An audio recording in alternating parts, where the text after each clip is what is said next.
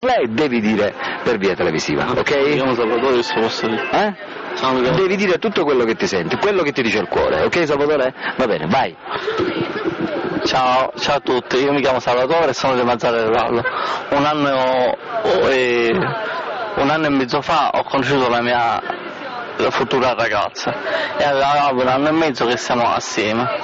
È scattato subito l'amore e ora dopo un anno e mezzo posso dire che sono veramente soddisfatto, andiamo d'accordo e come si dice, speriamo che in futuro vada tutto bene, che non si sa mai nella vita, comunque speriamo bene. Vabbè Salvatore, però questo era un videomessaggio rivolto ai telespettatori, certo. Tu devi fare il videomessaggio rivolto alla tua fidanzata, giusto? Gli devi dire quanto l'ami certo. E quello che senti per lei, certo. come se la tua fidanzata fosse certo. di fronte a te, certo. ok?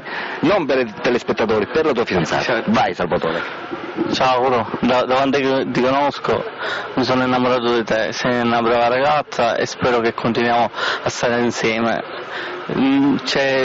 La cosa che vorrei dire è che senza di te non saprei come fare, che sei veramente una cara ragazza, tu con me ti comporti veramente troppo bene e stiamo veramente bene assieme. Speriamo in futuro continuare perché uno alla volta non si sa mai, comunque io spero sempre di stare sempre con te, ti amo tanto, sei la donna della mia vita.